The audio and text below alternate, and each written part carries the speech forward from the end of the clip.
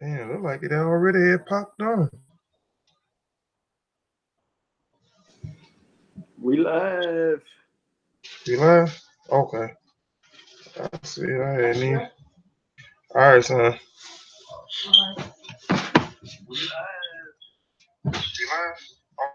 Okay. I see it. I hadn't even. Turn your YouTube off. Huh? You had your YouTube playing in the background, bro. Oh, I turned it off.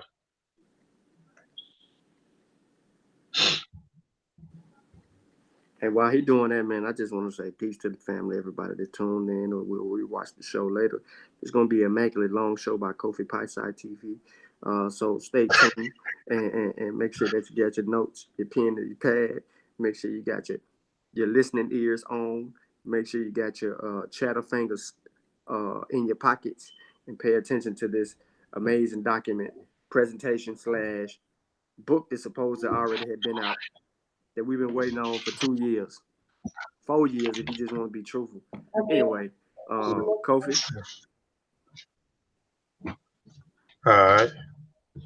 I'm done. I'm going on mute for 4 hours because that's how long we're going to be. It ain't gonna be no Good.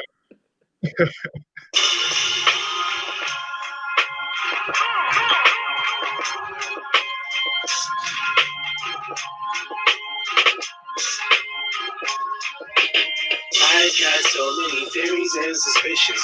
I don't fuck with no organized religions. Today is the day I follow my intuitions. Let the ancestors guide me and help me with my decisions. Rah, rah, rah, rah, rah, rah, rah.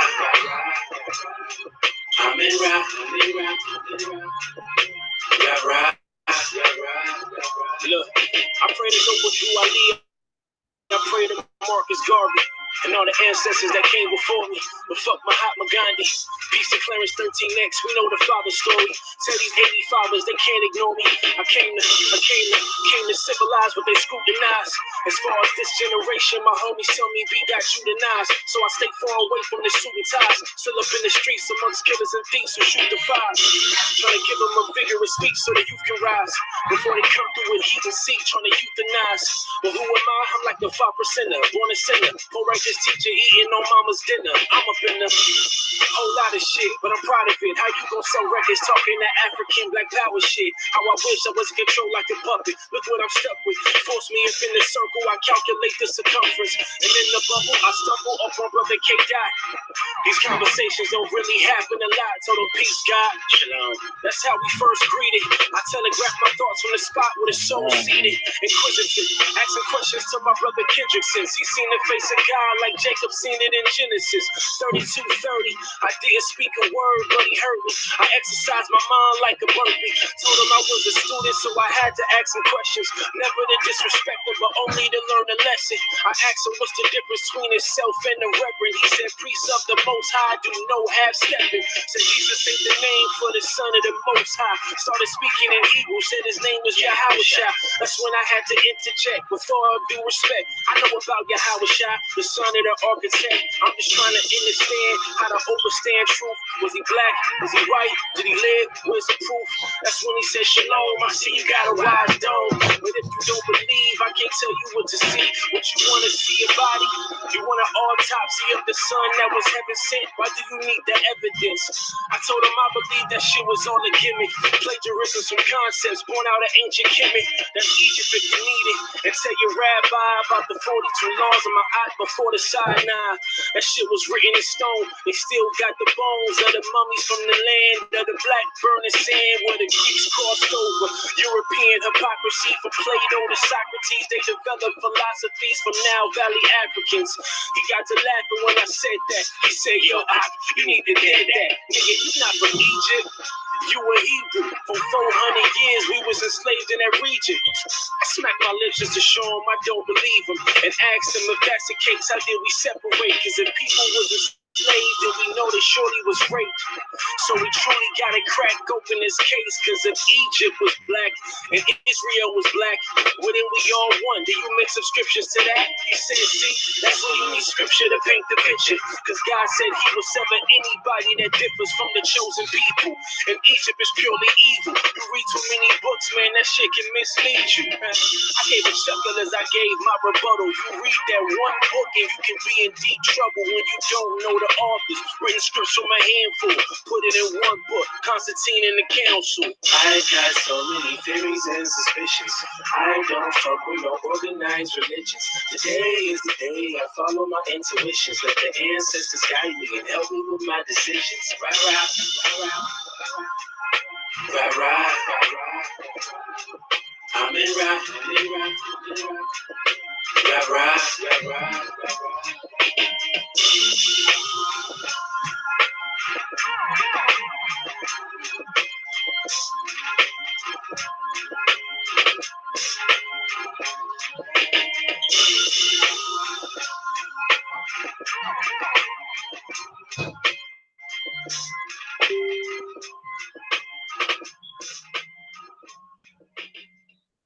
Rara, I'm in Ra. First I want to say Black African Power, family. ETM Hotel, Dua Dua U, Dua Aku, Dua Netra, Ren E Kofi, Paisai, Alafie, eBay, Fatmu Alafie, Fatmo Iwa Pele, Majuba Iba E, Majuba Iba E Egungun, Majuba Iba E Egungun, Majuba E Iba E Ilakba, Majuba Iba E Ilakba, Egungun Kiki Egungun. I always want to give honor and praises to the ancestors because without the ancestors, we wouldn't be here. We are our ancestors. Welcome back to the Mossi Warrior Clan YouTube channel. I got my brothers on the panel, brother Satep and Rob Mariaman, brother Ini Haret Sean Cal Funny, and may have a few other people that may join the panel a little bit later. But if any of y'all got anything else to say, or anybody else to join the panel that want to speak, go ahead. Hey, it's a tap. Thanks for having me on the panel, Kofi.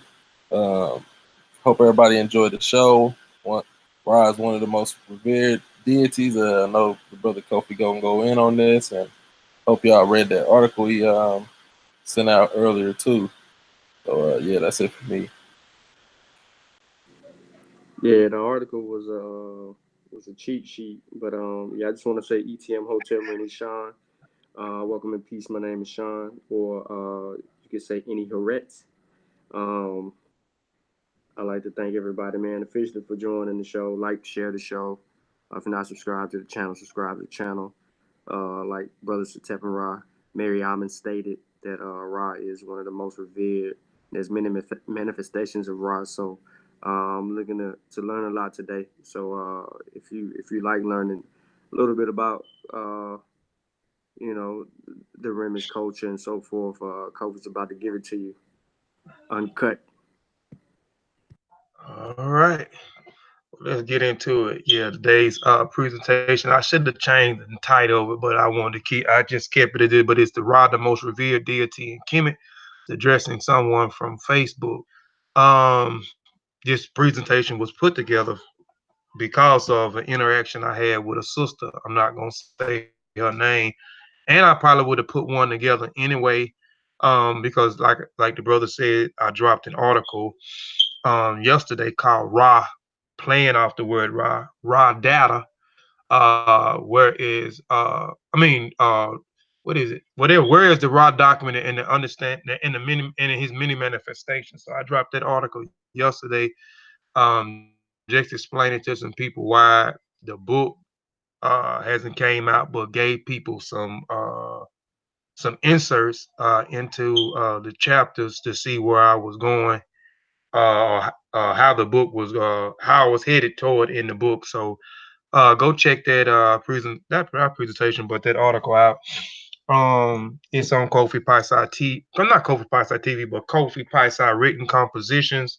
.wordpress.com. Please go check out that and the other articles that I have on that website. Before I get started, I always have to give a disclaimer before I get started. I am not a teacher, but merely a student sharing information. And that information provided is for the educational purpose only. And if you are in doubt, do the research and have it verified by someone qualified. I reserve the right to change the focus of this presentation, to shut down, sell, or exchange the terms at my own discretion. Our trademark design rights, copyrights, registers, names, models, logos, avatars, or signals, and marks are used or cited by this website or the property of their respective owners. I reserve the right to add information as it comes available or adapt changes, improve information as it comes available in the future. Input wanted, changes, additions, deletions are encouraged. All right. This is my saying. As I learn, we all learn. I think this is one of the most powerful is, in my opinion, a powerful statement. As I learn, we all learn. New slang, my new saying, let's get this culture. All right, this presentation got started. I got the sister name blocked out, even her face blocked out, because I'm not trying to attack anyone. But again, this presentation got started because I posted the book, The Coat of Ra. This is one of the references I use in my article as well as in my unpublished book that's coming soon called The Raw Document, the many manifestations of Raw. I can't even say that today. So I posted a book because I had got some information out of the book when I was putting it in into my article. It was and some information that I'm going to add into the book. So she took the post and hijacked my post and shared the post to try to make some type of statement. And I blocked out what she had on there, a coat or something in some form or whatever it was. But she was trying to make a statement. I don't care what anybody do when they make their post on their own page, no matter how crazy or outlandish the information may sound. I never comment on. That's their post. They can do what they want to do, put what they want to put, say what they want to say. But when you take my post and you take it and put it on your post to make a hijack, I had to come on and say something because I never come on nobody post and say something, flex my muscles, my intellectual skills, or what I may know on a particular topic or subject. I never come on. That's not me. Going back and forth. So I kind of went back and forth with this sister. So this will spark the conversation. Before we get into it, I just share a few little things from that I screenshotted from there. So it was something about the coat, a coat of Ra. She was making a statement about the coat of Ra. So I just asked her, did she know what the word coat mean? And then I actually gave the word coat, actually told her what the word coat mean. But it was just an exchange. I'm not gonna go through here and read. Like I said, I blacked out the sister name, but I'm just gonna read some of the things real quick. What made me go ahead and say I was gonna do the presentation. Um, the sister said that the Ra, and I ain't finna read this, but basically the sister said that yes, the sun, she was talking about the sun, the light bringer. She's saying that Ra is Lucifer. She says the Ra and the people in Kemet practice dark magics and their demons and divines, and Ra is who they summon. Ra is Lucifer. So I just said I just do a presentation on it because we kind of went back and forth. Um, and you never see me go back and forth on any exchange on any type of group or anything. Like I say, I look, I observe. I don't go back and forth. If I want to do something, I'm gonna put it in writing or I'm gonna do a presentation on it. So I just said I'd do a presentation on it. Again, I just blocked the sister name and her face out because again, I'm not attacking the sister. Like I told the sister, sometimes when we not uh when we don't understand a topic, we shouldn't. We should be quiet. If we don't know what we're talking about, we should be quiet.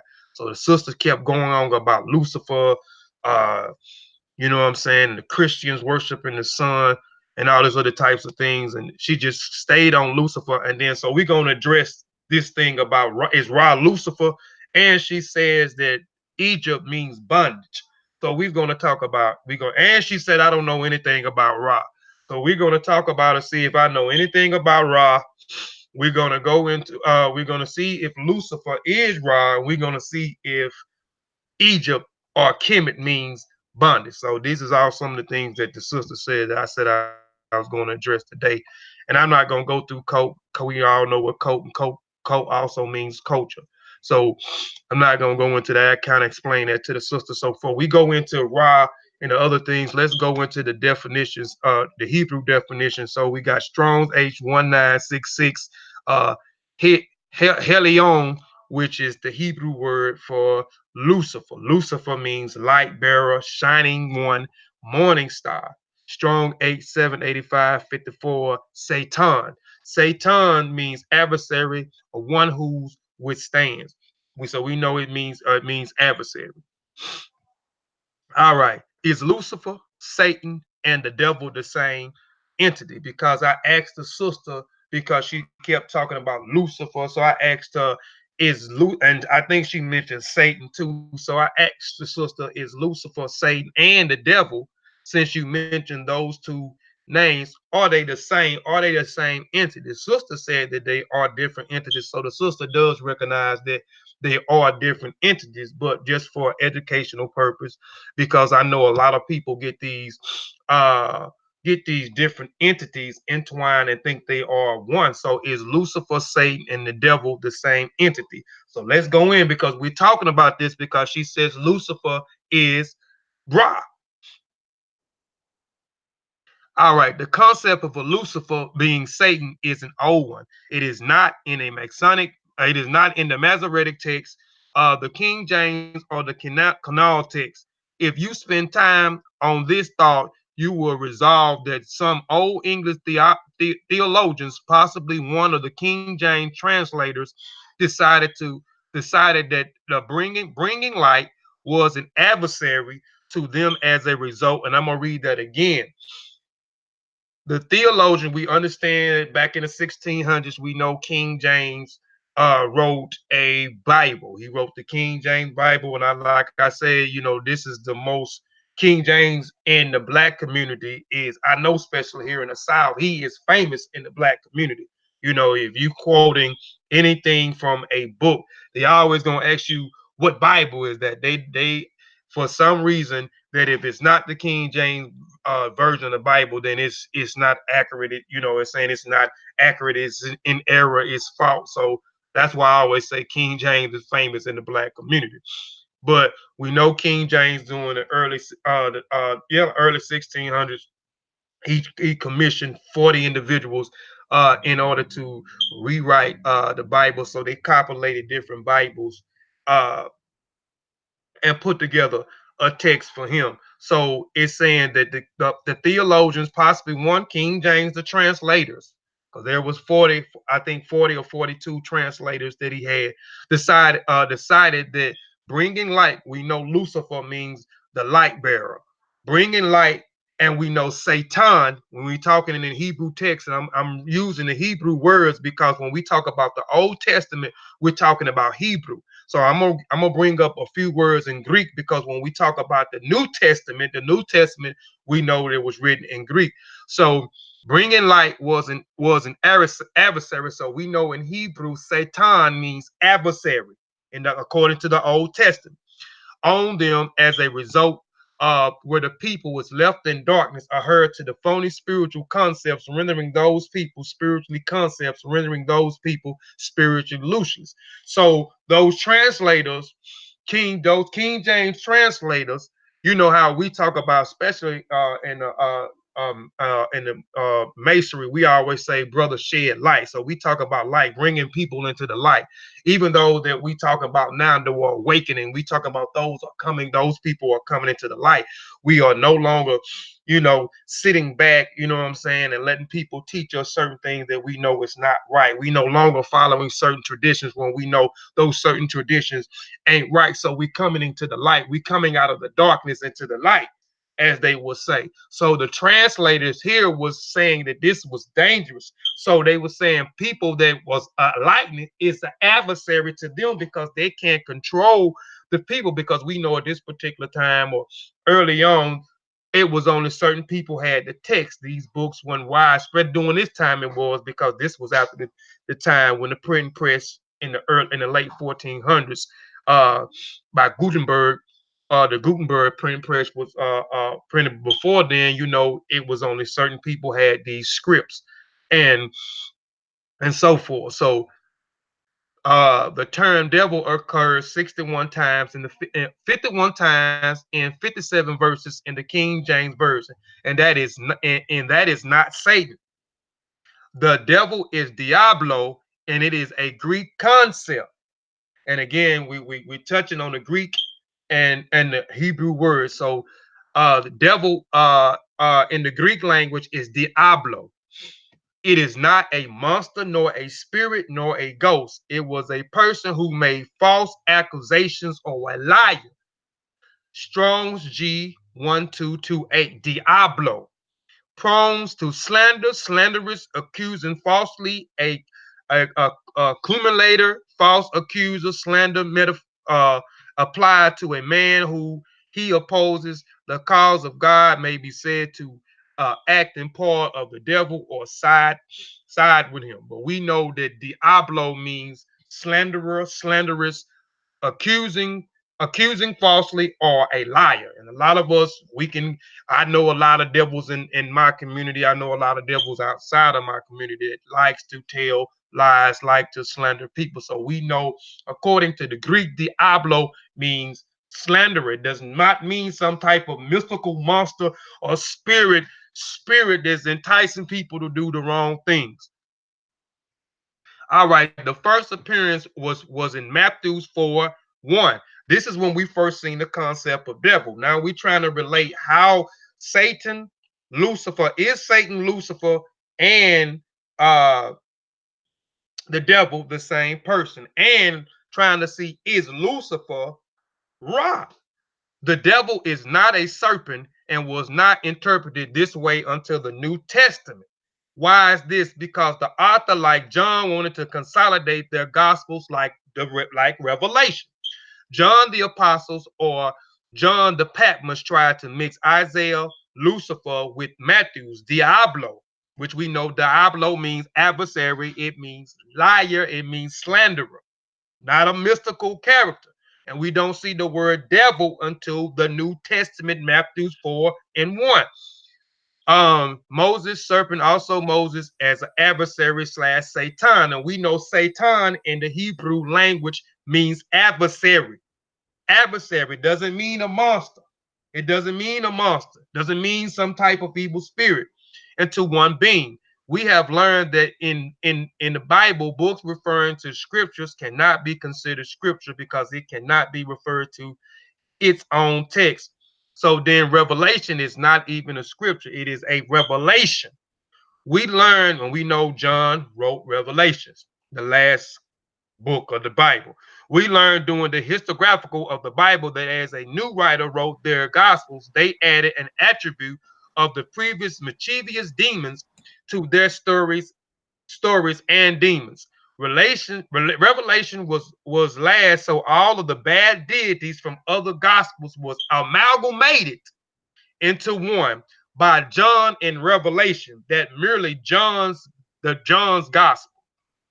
We learned during the historiographical that the Bible that was a new writer wrote their gospels. They added and attributed the previous and I said I don't put this in twice. Jesus and Satan shared the same epithet, the morning star. We know in the Old Testament, Lucifer, we know Helion is the Greek. Helion is the Hebrew word for Lucifer. We know Lucifer means light bearer, a morning star, or the shining one. So we know we get this from out of the Old Testament, this story about the morning star. And Revelation 22:16, it is I, Jesus, who sent my angels to you with the testimony from the church. I am the root and the descendant of David, the bright morning star. So Satan and Jesus has the same epithet according to Revelation 26:16. So now it seems to contradict what we were taught, but I will say there is no Lucifer, there is spookism. Spookism, the definition of spookism for people that may not know, just something simple, belief in a practice of communicating with spooks or spirits. Also, Jesus and Satan shared the epithet, the morning star. How did this occur again? Remember the word in the King James Version, Lucifer, is an old English word. This means in a biblical time, there was no one who walked around teaching about a spooky pitchfork bearing spiritual monsters called Lucifer. Lucifer comes from Luxfer, which means light bringer slash carrier. The word Lucifer is an old English, is hold on. The word Lucifer is old English from Latin. Lucifer is not African.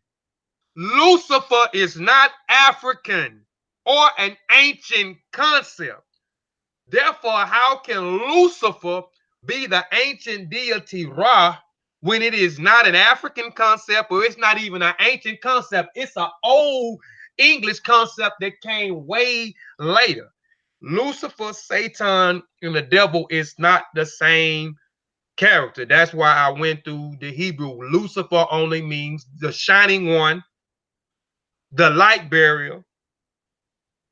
Satan only means adversary. You can go through the Old Testament and you can see certain things that was going on. They was not talking about a monster. They was talking about their people enemy, their adversary against someone, a threat against someone's community.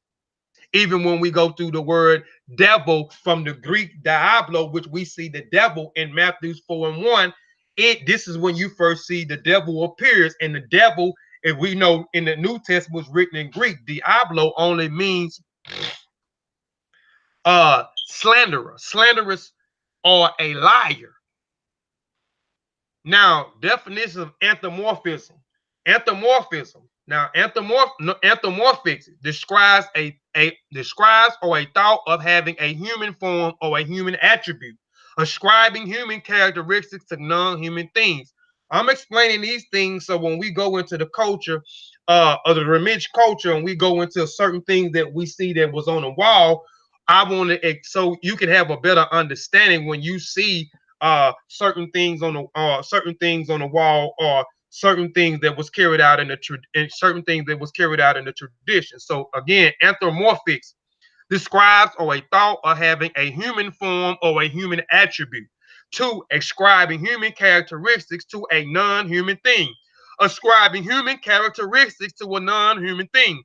Ascribing human characteristics to a non-human thing. And I'm saying this because this kind of goes over people's head, and this was kind of going over the sister head when she kept talking about the sun and the sun.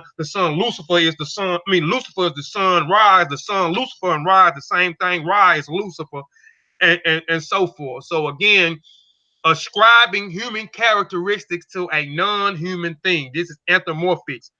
Zoomorphic, the representation of a deity in the form or with an attribute of a lower animal. The use of an animal form in art or symbolism. Myth, a tradition. I was trying to break down myth or mythos also to the sister through our exchange, because the conversation kind of got kind of crazy. In a traditional story, especially one concerning the early history of a people or explaining a natural or social phenomenon. In a typical environment, supernatural beings or events, we kind of, and it's kind of talking about, especially when it's talking about the social phenomena. When I went through my part one and my part two of I don't even know what the name of it was, but I was breaking down, I was talking about how African systems, the way of the ancestors got started, or African traditional religion or African spirituality got started. And a lot of those things those stories was mythos, those was myths, those was stories that was created. Some of those stories was created to explain certain things, the certain natural phenomena like childbirth, raining, uh the earth shaking, just so natural events that occurred in nature. They explain it through these certain myths, and they anthropomorphized a lot of different things and gave it these non-human things attributes.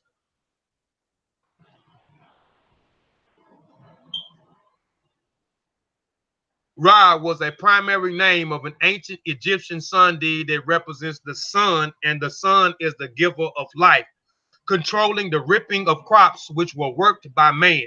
Because the life-giving qualities of the sun, the Egyptians worshiped the sun as a god, the creator of the universe and the giver of life of the sun, or Ra represents life, warmth, or growth. Since the people regarding Ra as a principal god, creator of the universe and the source of life, he had a much influence over people, which led him being one of the most worshipped of all Egyptian gods and even considered king of the gods. Now, I talk about this in my article, and I talk about this in my book, why he became one of the most revered uh, deities in Kemet, and he's not the oldest deity in Kemet. Ra was described to the Remichni Kemet, and the Remichni Kemet, I forgot to put the T on there, the people of Kemet to be the creators of everything and revered him high above all Egyptian deities that is called the Netruz. The Ra means sun. And now let's go into why they revered and honor the sun. All right, what does the sun do for human beings? The sun helps humans in several ways. First of all, it is a source of warmth, which allows the human bodies to function. And I was trying to explain this to the sister too, why they was revering or honoring or loved the sun so much and called it the creator. And this, we're going to get into why they did certain things for the sun, but they understood certain things that the sun provided for them, so they honored and revered the sun. So first of all, again, the source is for warmth, which allows the human body to function. Without warmth of the sun, the surface of the planet would be very cold, and the various cells, tissues, organs in our body would cease to function. Furthermore, recalls that the sun faculties, hold on, yeah. Furthermore, recalls that the sun faculties photosynthesis. One of the byproducts of photosynthesis is oxygen, and we know we need oxygen, which is necessary for humans to breathe and live. Another way that the sun is important is that it helps to warm the ocean, which which after many steps eventually results in weather patterns we see. The sun gives us energy. It is a light, energy in its light rays. Think of the heat you feel when you sit in the sunshine. Heat is a type of energy. Plants use energy in sunlight to grow. Plants use energy for the sun instead of eating as we do. This process plants use to make energy from sunlight is called photosynthesis. Human eats plants, so we indirectly use the sun energy by eating plants which have used to the sunlight to grow. And sometimes, we say, man, we weak, man. I got to get me something to eat, man. I'm weak. So we go eat, cause man, I need some energy. So we go eat so we can get some energy. We also use sunlight to get our vitamin D.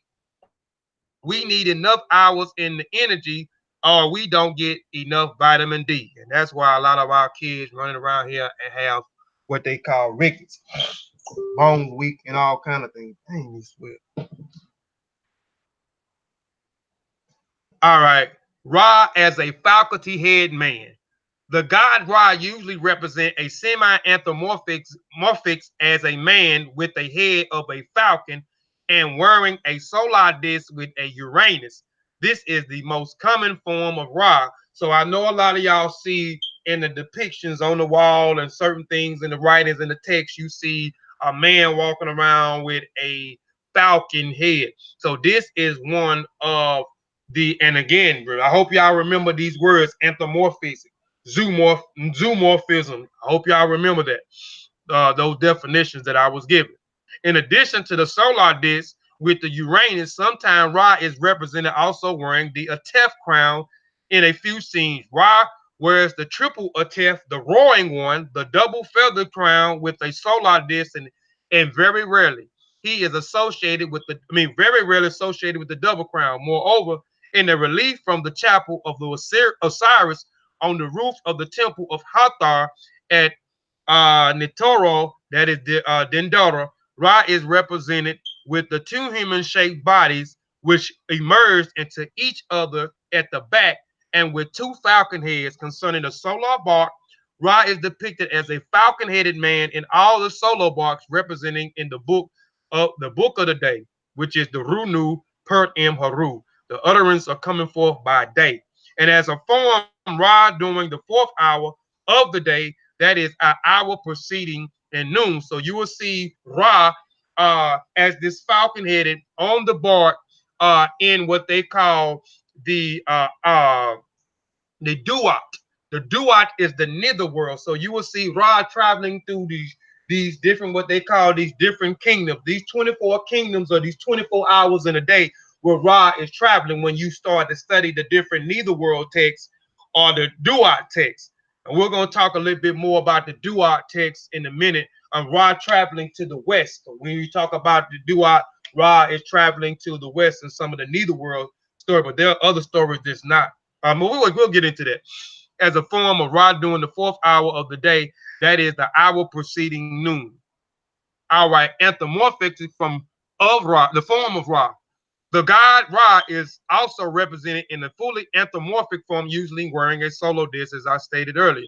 In his form of the divine child, Ra always depicted in fully anthropomorphic form, usually inside the sun. Moreover, in some scenes, he is represented sitting upon the primordial lotus flower.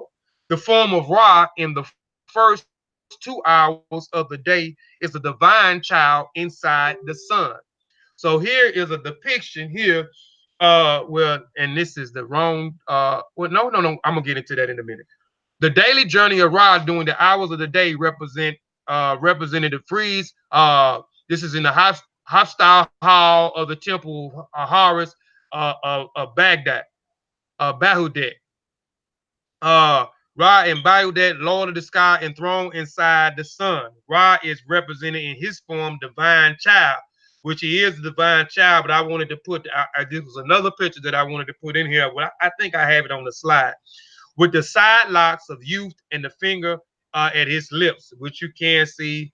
You'll see this depiction of Ra depicted as a child with the side lock, drawing from the Monumental Dale, and I can't even read that. But here is Ra, as we talked about, in depicted as the child inside the sun. The scene from the prologue of the Book of Day, represented in the house of eternity of King Ramses the Fourth. Not fourth, but the fifth and the sixth Valley of the Kings. West was set and thieves. The sun in the womb of Nut. Inside the sun, it represents Ra in his form as the divine child. New flame. We know that even when you look at the neither world text or the duat text, you can you can see this.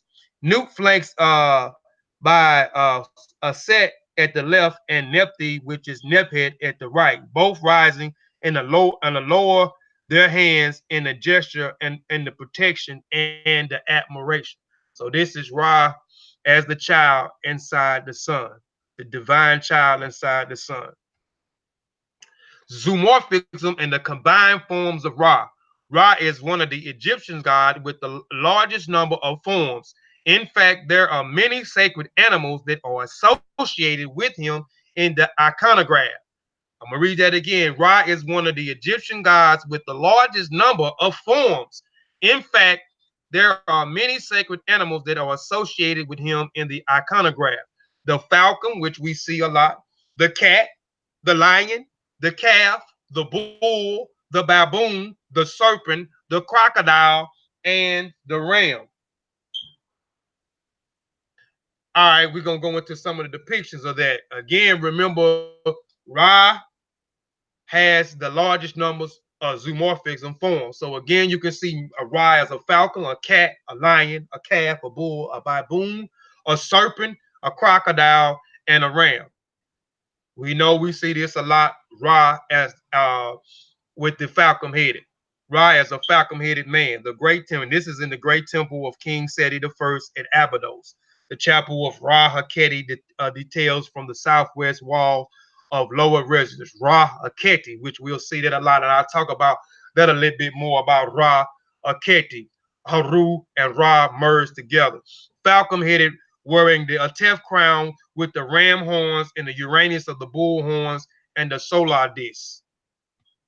All right, this here is another zoomorphic form of Ra, the actually uh 2 in 1, the ram head and the bird body. Detailed, this is from the house of eternity of King Zapata,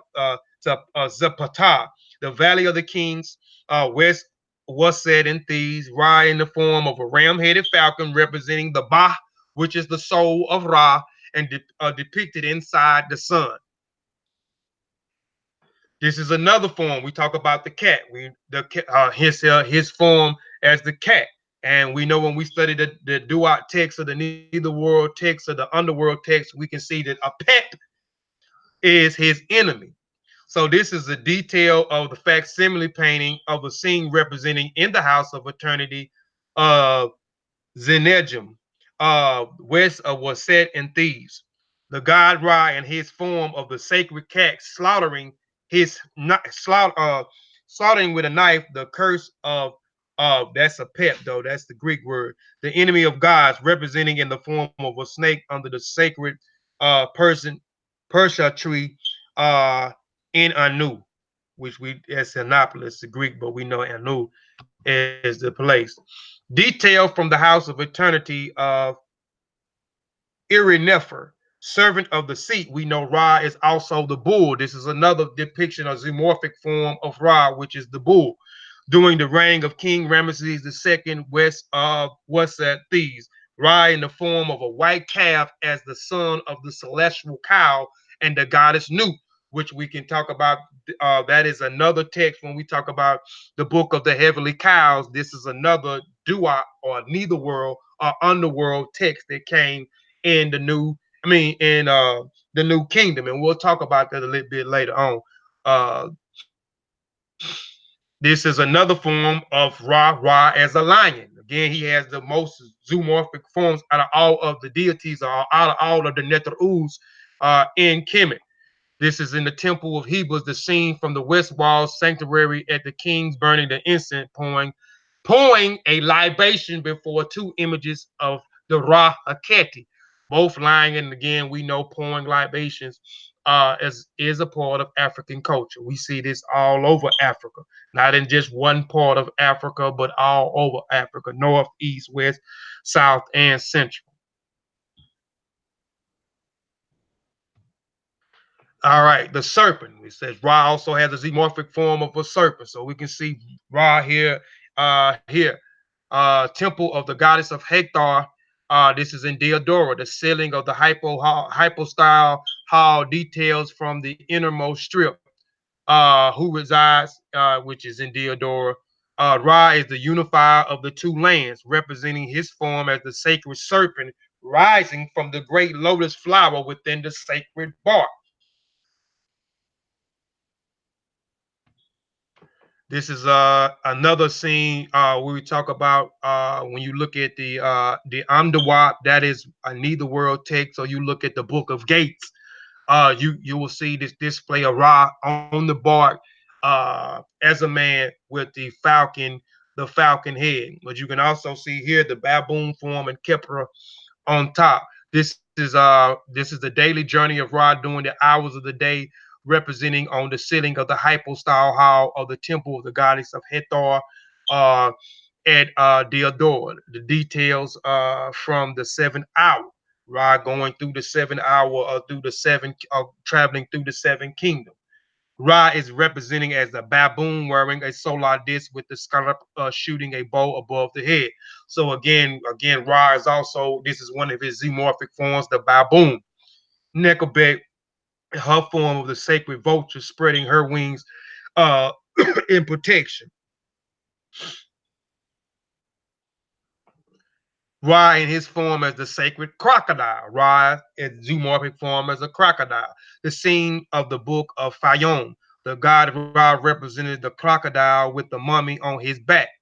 On the top, there are three coffins, each with the tree lids. With the tree lids. Drawing from Dashbuk Fayum by H. Ben Lynch. This is on page 114 in the book. The scene from the House of Eternity of the Queen of Nefertari, the Valley of the Queens, West Wasep and Thieves, the god Ra, ram-headed with green skin, mummy forms, and wearing.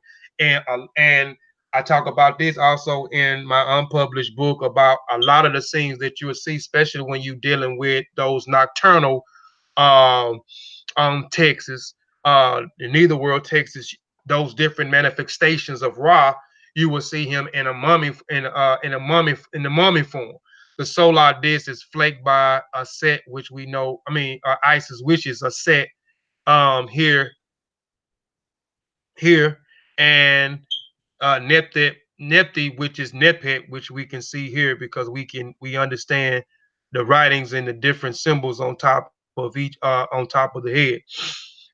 There is a hand and a gesture protecting the admiration. So they're always admiring and protecting the deity Ra.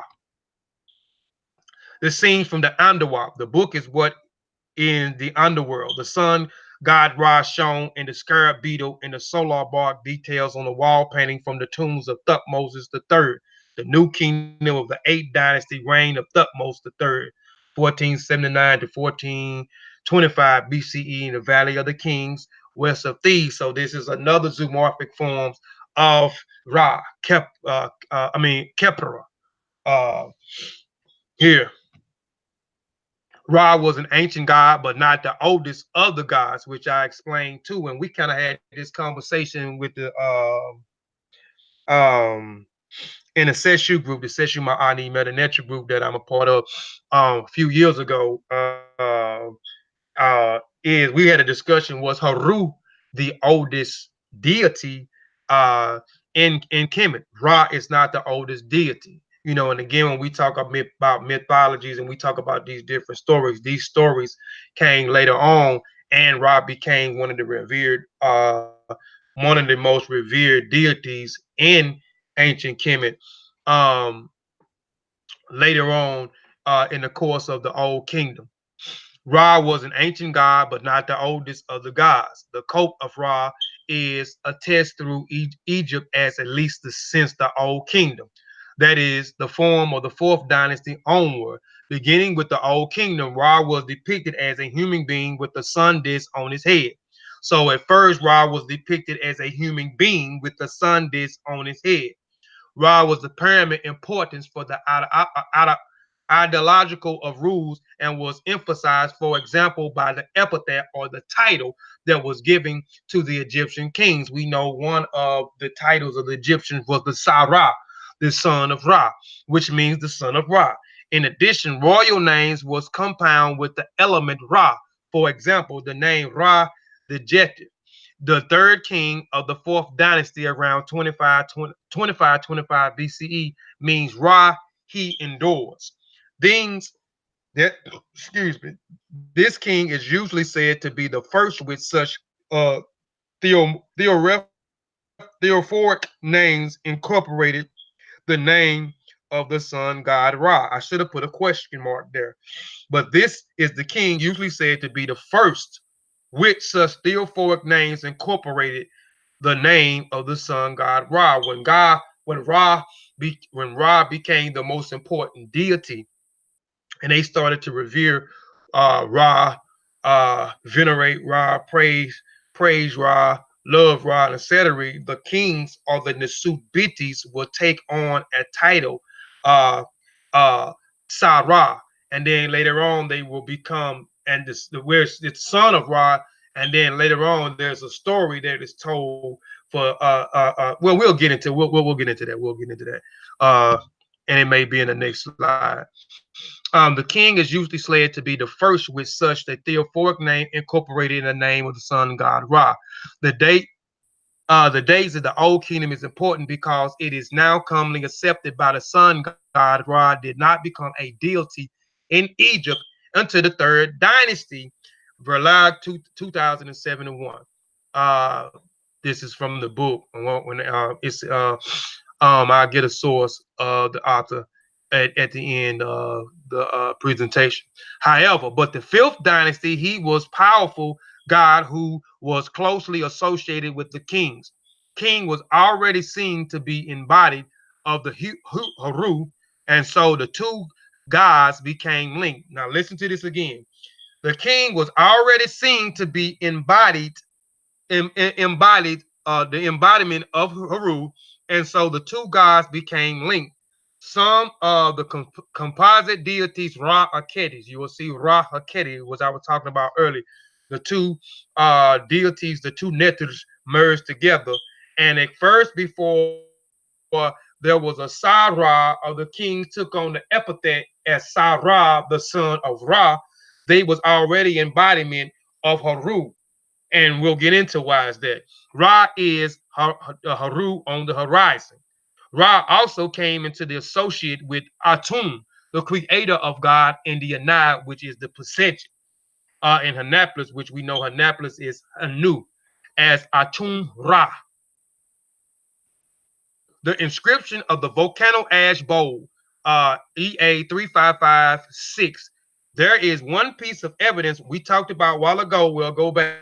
A while ago, we talked about Ra gaining his dominance. Ra is not the oldest deity he is not the oldest deity. He is not the oldest neter or the neter u in Kemet. And through the old kingdom, this is where you start to see Ra shape born and started to become the most, maybe started to become the most revered deity during the 15th dynasty. No, not the 15th dynasty, but during the 5th dynasty. But you can start to see earlier that they said around you had Ra the Jed, which means Ra is endured. This was in the 4th dynasty. This was one of the third king in the 4th dynasty took on this epithet as Sarah. That's why I say I should have put a question mark. But then there's more evidence that has surfaced that Ra, or this epithet of Ra, may have been worshipped not only in the fifth, not only starting from the 4th dynasty, and then became the most revered in the 5th dynasty, and so forth on until the new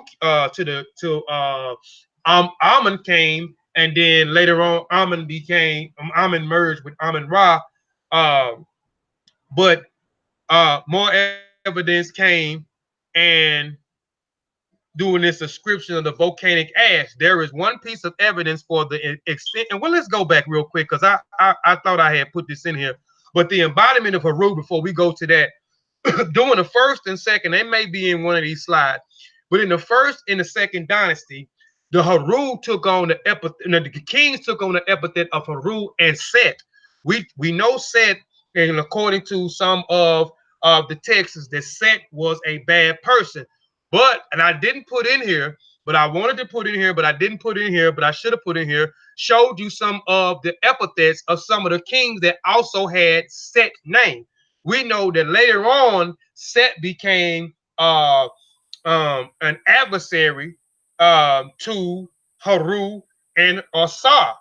But in the early periods, he was one of the major deities. Him and Haru was one of the major deities in the old kingdom. Set became this other character later on down the line. But Ra and her, then I'm just saying that because it says before the kings took on the epithet of Sarah, they was the embodiment of Haru. This was the epithet that they had. They had this in their name, Haru in their name, or Set in their name, because those was the major two deities at that point of time in the 1st and 2nd dynasty. But now let's get back to the ash.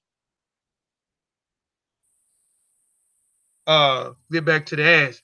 There is one piece of evidence for the existence of the god Ra from earlier in the 2nd dynasty. This is not an easy to dismiss. The name of the 2nd king in the dynasty certainly contains the word Ra as one of the two elements that form the name. The other element is Neb, that means Lord. The name is either Neb-Ra, which means Lord of the Sun, or else it is Ra-Neb, which means the Sun is Lord, or possibly the Sun is my Lord, which is to say the sun god Ra is Lord.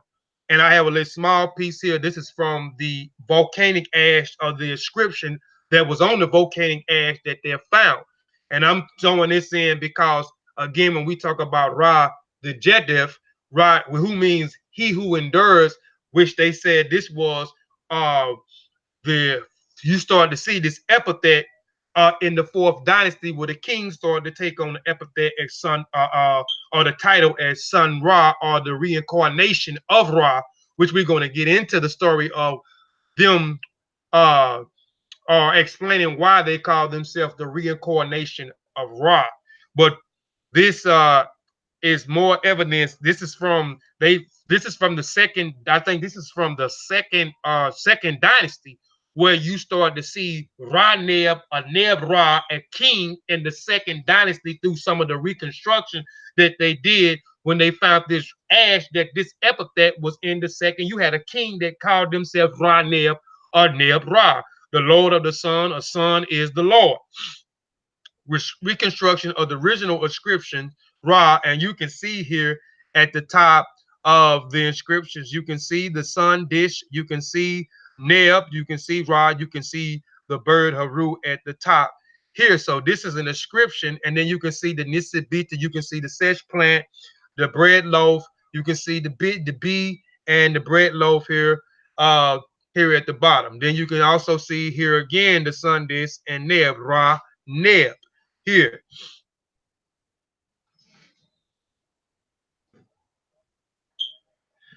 The king bore the title Son of Ra in the interpreted literary and literist tales about the 1600 BCE, and the famous cycle of narrative arts first found in the temple of the queen who made herself King Hatshepsut about 1450 BC.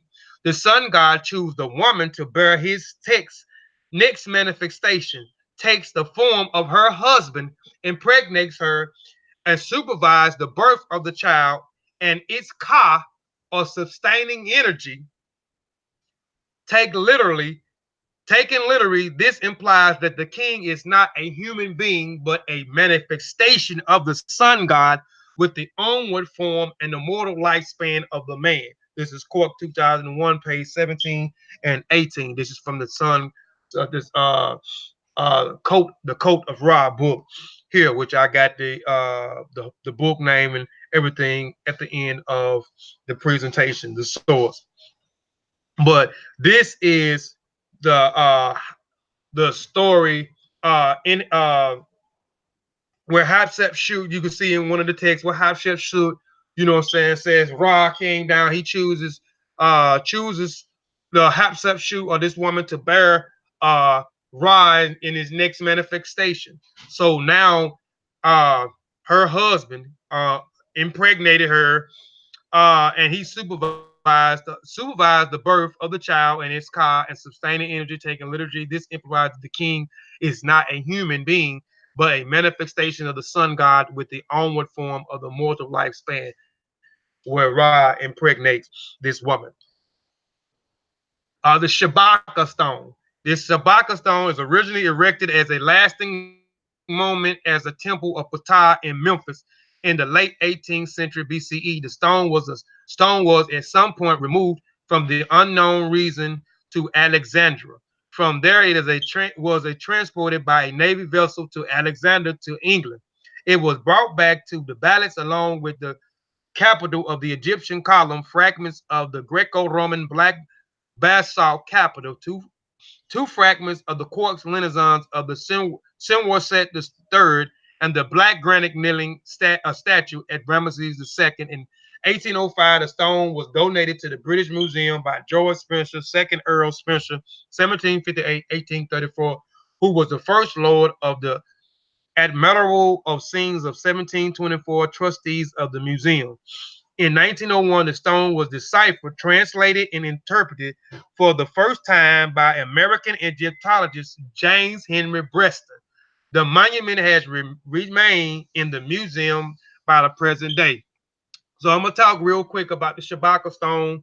Um, Real quick, I didn't have it in my article. I only had two other things in my article, but this will be in my book as well as those other two different cosmology that's dealing with Ra. Now, this here is the book of knowing a Ra. Knowing Ra is way of being thus the overcoming and the serpent of a pet. Now, this is the cosmology. This is on one side. You see the transliterations. Uh, you see the translations. So it says, the word spoken, the Lord of the universe, he said, I came into being as an existence, first to come into being, having come into being as what exists. I then was that I was how existence came into being. For, for I was before the ancient deities, my creation, before they, I was. My name preceded theirs, for I created antiquity and the ancient deities. I made all I desire in the world and spread it over it. Shu and Tufnut, I used my mouth, and magic was my name. Was my name.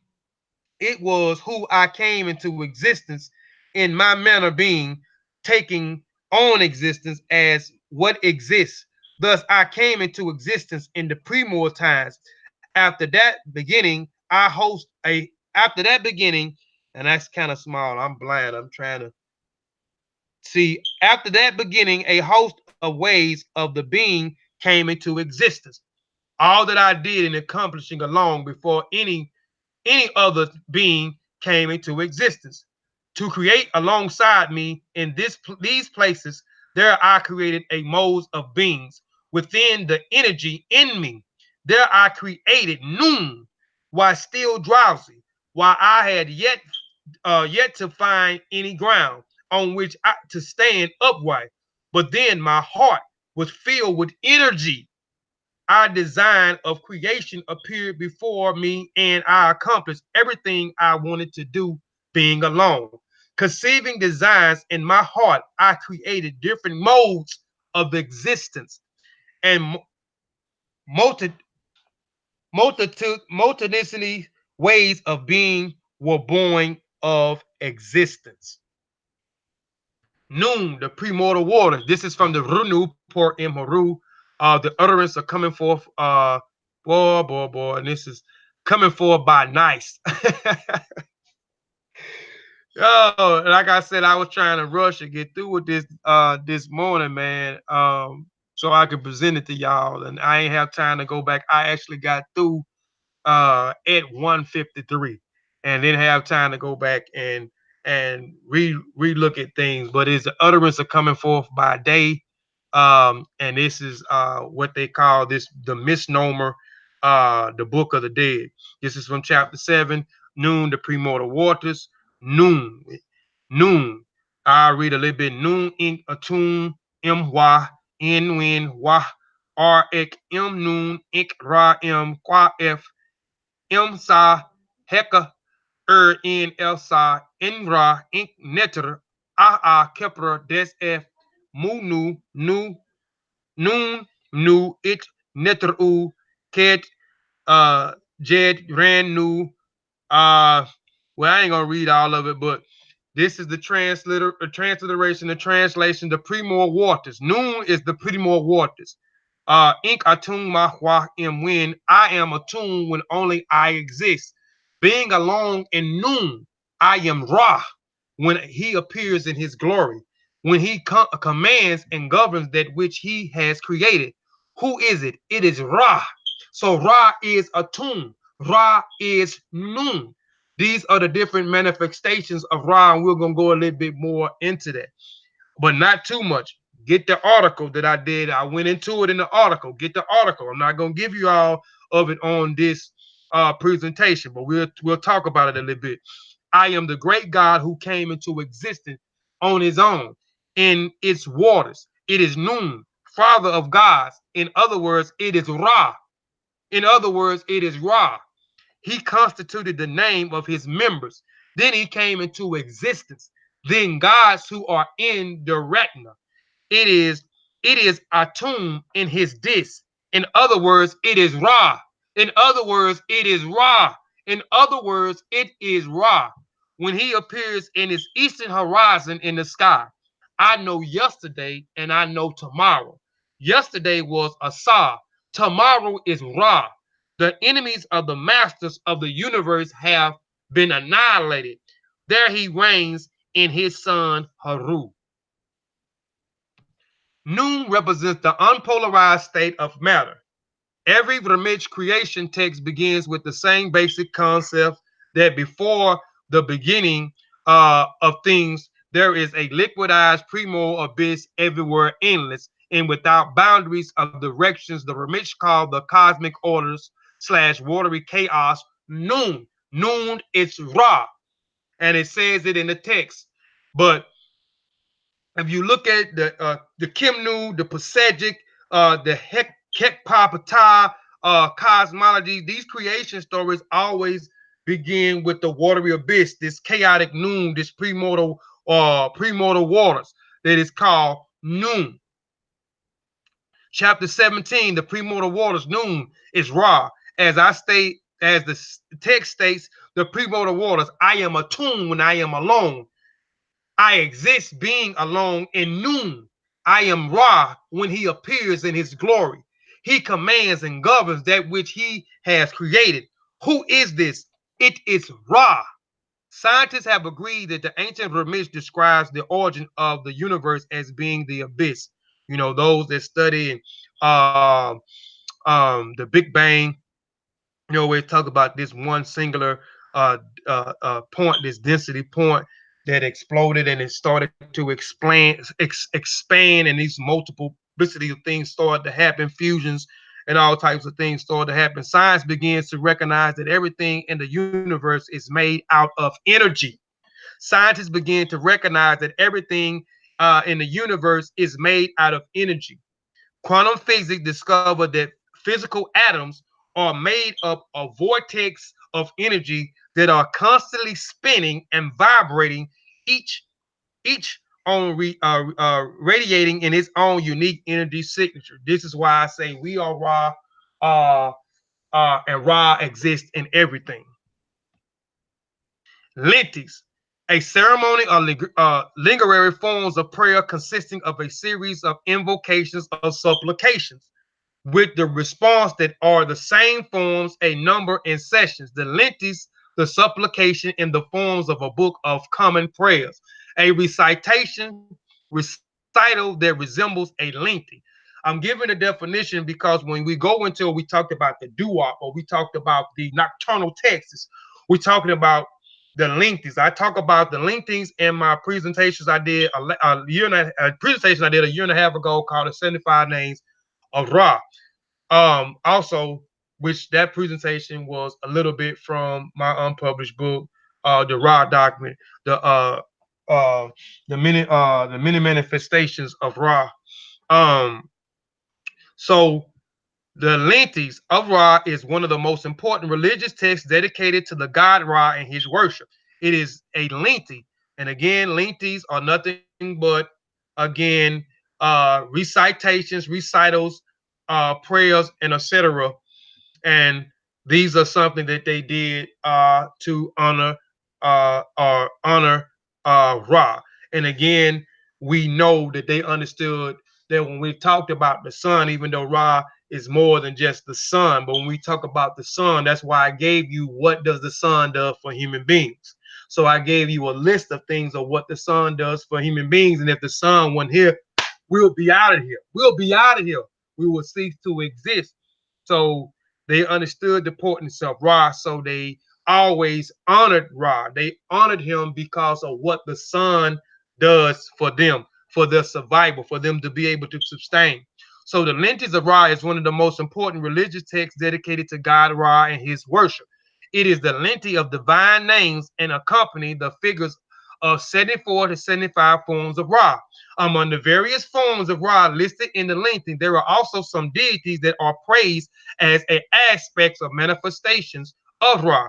Kepra, Nun, Atum, Shu, Tefnut, Nut, Geb, Aset, Nebheb, Ahuru.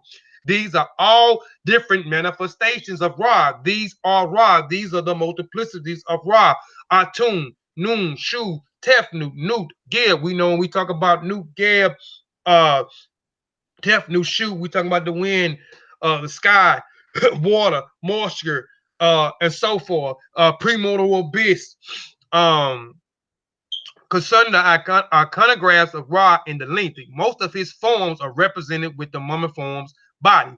And as I said earlier, when I showed the form of in the house of eternity of Nefertari, where you have Nebet and you have a set protecting and admiring Ra in his mummy form and with the ram head, the green ram headed and the green face.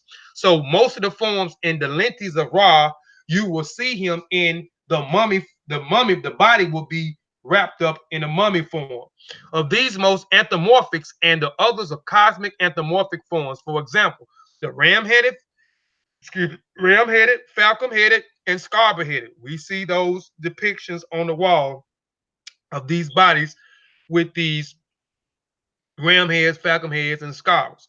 And they do these things for particular reasons for certain attributes that the animal may have. Among the other forms of Ra representing in the Lenti, there is a ram, the cat, the scarber, the solo disc associated with other forms of the Eye of Ra and associated with the stake to which is tied to the prisoners, which you will see that on the Lenti of Ra as well. Someone tied to the stake on the Lentia Rod. Actually, I think that's in one of the first scenes in the Lentia Rod. This is Treban 2015-95. I have the book at the back. This is the source that I got it from out of. All right, the Lentis of Ra is known as the two different versions. So there are two different versions. And the 75 names of Ra, I only gave you, that's a presentation I did a year and a half ago. And in that presentation, I do have a few errors in that presentation because some of that information I kind of took from the book that I did in 2000, that I started in 2016. But get the article because the article details why the book is ain't out. If I started getting this stuff in 2015, started in 2000 and got finished in 2016, where the heck is the book? Why the book isn't out? So I explain that in the beginning of the article. Then we go into Ra. So I go into Ra with some of the updated information that I have, and explaining why the book ain't out, why the book still didn't come out after I did the 75 names of Ra. All that's in there, and I go into details about, because I only gave one Lenti, which was the Great Lenti. No, the Little Lenti, but let's go into it. The Little Lenti of Ra is known as the two different versions. The Great Lenti and the Little Lenti. So you have the Great Lenti, and then you have the Little Lenti of Ra. So I only gave the Little Lenti of Ra and the 75 names of Ra. The names of the forms of Ra in the two versions are the same, and the images are almost identical. The only difference in the orders in which they are listed. I give the images in the articles, a few images. I don't give all because again, there are 75 manifestations of Ra. So I didn't want to give all those scenes or those 75 manifestations of Ra in that article. It would have been too long, but it'll be in the book. The great lenses of Ra, those scenes are being there, which are a little bit different, and you'll see when you look at the scenes in the little length. But again, check out the article because I have those scenes in there and the transliterations in there, but I don't have it in this. You had to go to the article and get that. But the names and the forms of Ra, the two versions are the same, and the images are almost identical. The only differences is the order in which they are listed. The Great Lenti of Ra and the Little Lenti of Ra are the Duat, which is Duat, is the neither world text. There are other Duats, neither world text that deals with the sun deity Ra, called the Underwat, the Book of Gates, and the Book of Chiron. The early compositions are arranged according to the 12 hours of the night, which I showed you when we talk about the Ra, as the baboon form, as I showed you, Rob, the baboon form, and the sun disk with the Kepler beetle over the baboon. The other scene where I showed you of Ra with the falcon headed on the bark, and he's traveling through these hours, these 12 hours or these 24 hours. One, I think the Underwap deals with, because I hadn't studied them in a while, the Neither World Texas, but I think the Underwap deals with the first 12. The Book of Gates deal with the other 12.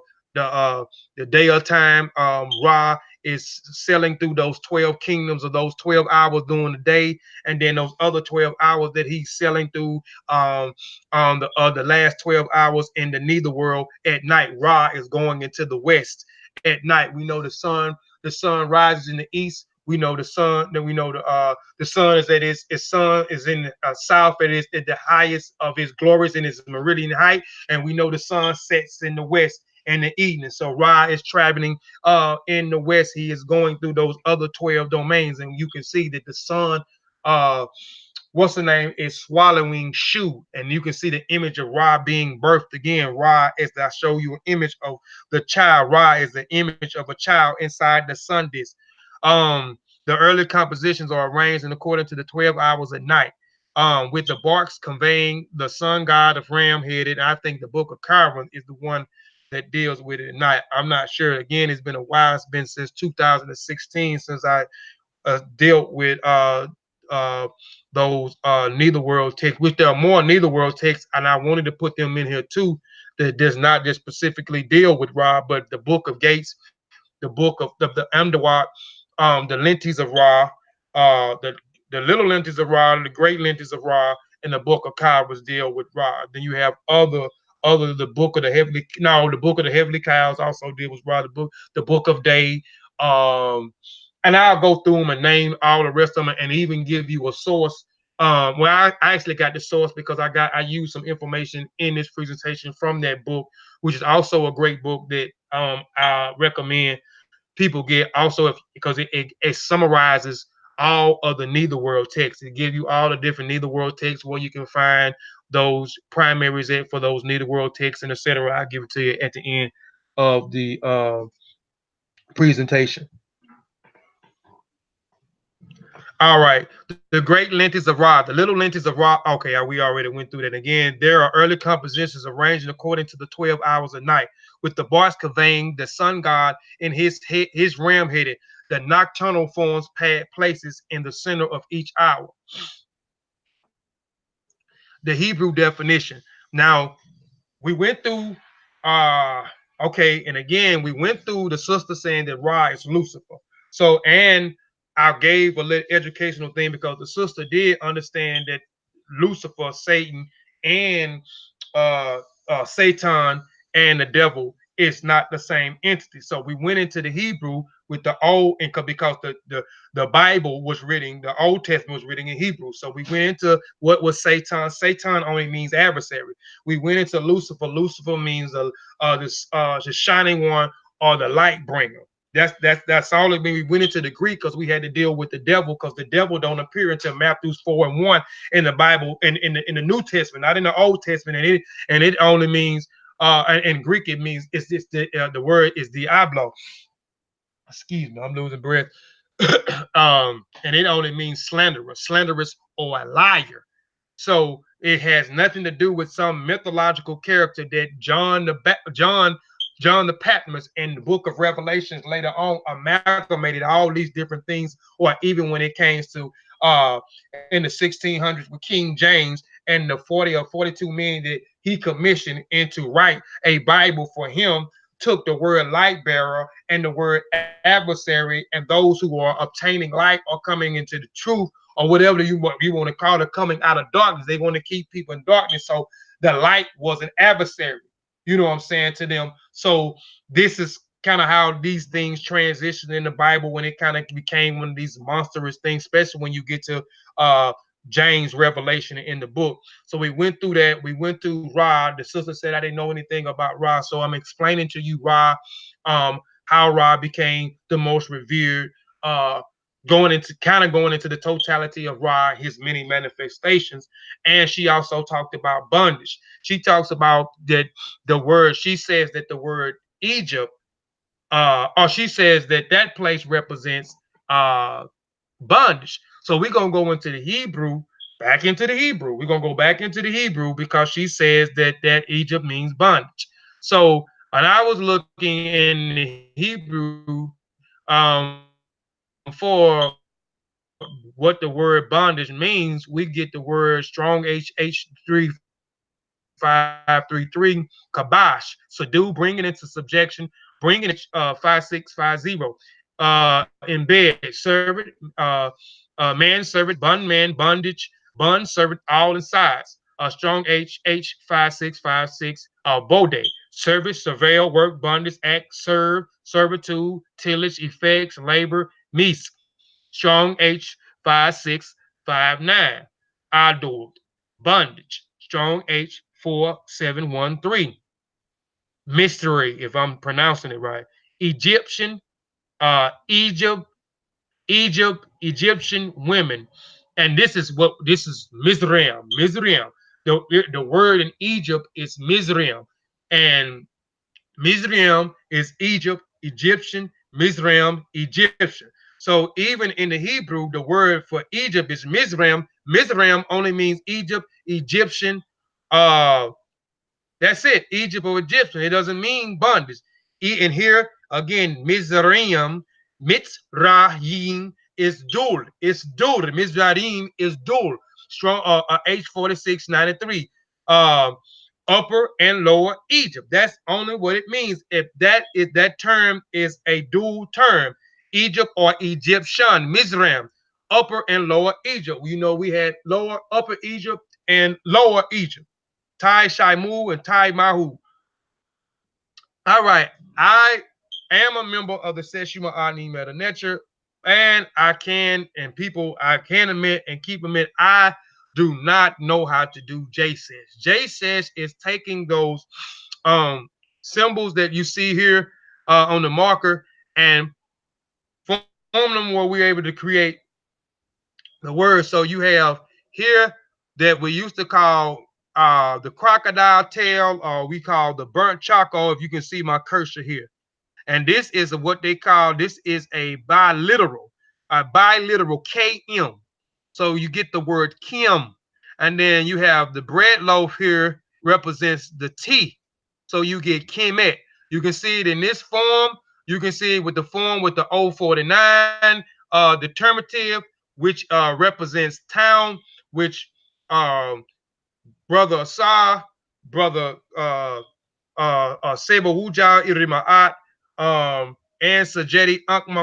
Sanjeti, they also has a book out, and they talks about this. You know, it's been an ongoing debate what Kemet means. So the sister said that it means bondage.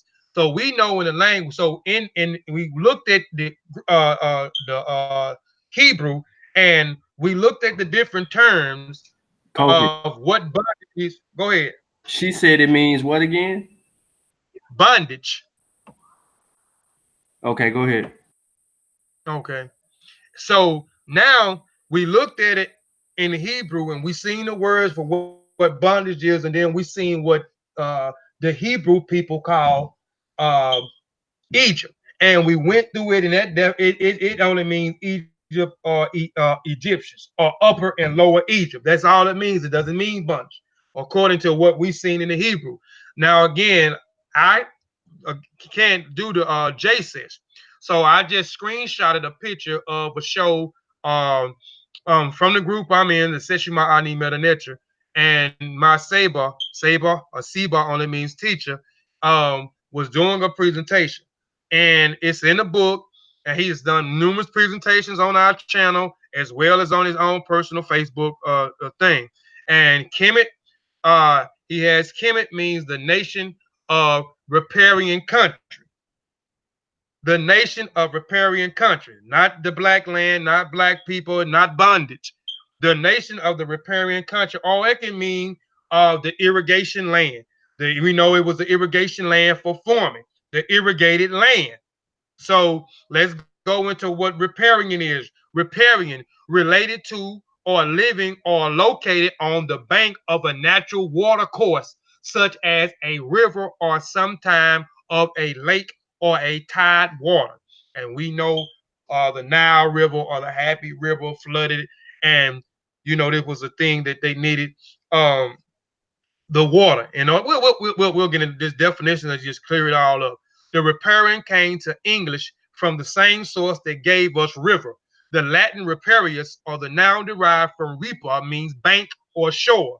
First appears in the English in the 19th century. Riparian refers to the things that exist alongside a river, such as the riparian wetland habit trees. Some rivers communities have laws called riparian laws, referring to the rights of the owning land along the river to have access to the waterways. Note that the distinctions of this word from the literary, which usually refer to things that occurs along the shores of the seas of the ocean. Irrigation, because I said again, is the nation, what it says, the nation of the riparian country. Or I said the irrigated land. So irrigation, the practice of supplying land with water so the crops and the plants will grow. And again, the irrigated land for the farms. Now here in the contribution, the contribution to the debate of the meaning of the place name Kemet. Now, here I'm just going to read a little bit from page 80. When then examined and reaffirmed, and this is a chapter in the book, a contribution to the debate of the meaning of the place name Kemet, which is my favorite chapter, because now when we talk about, we're talking about riparian, we're talking about irrigation, we're talking about water, we're talking about banks, and etc. So when we go, that's why I said supposed to be, when we looked at this this sign here, which makes the sound Kim, the biliteral for Kim, KM. We use this as the crocodile tail, or we said it was the burnt charcoal. We know the analysis back in the day where they used it as the burnt charcoal, actually also to refer to black people. This was one of the I guess hypothesis here. But in this chapter, Brother Sebo Asar Imhotep, he talks about that, and he talks about the 049 glyph that look like the X-Man symbol. And you can see here it's small, but you have Kemet here. You have Kemet here. And this is the owl is the M, is a complement to the biliteral KM, and you have the T, which makes Kemet, and this here makes, this is a town. Anytime, this is called a determinative. So this here determines what the word is going to be, because you'll see the word Kim, which has been reiterated in so many different Saber Wujiaos things. I don't understand why people hadn't got it yet, but the word, you have multiple meanings to a certain word, but you know what the word means according to its classifier or the determinative. So he goes into he goes into the glyph. I don't know, Sean, you good with the, I know the Newick glyph, the 049, and the what Brother Asar and others say it's the mound. What is that? The I9 glyph? You talking about the I6? You talking about the I6 glyph? Yeah, the I6 glyph. So he goes into the I6 and the 049 glyphs, and he uses the tools from linguistics. So Coffee. Go ahead. Sorry to interrupt, but Sensual, could you? Yeah, because there's I think you can use a better slide for the Kemet, and we have it in the inbox. So I'm not sure if you're able to get it and then share it on the screen. Yeah, I get it.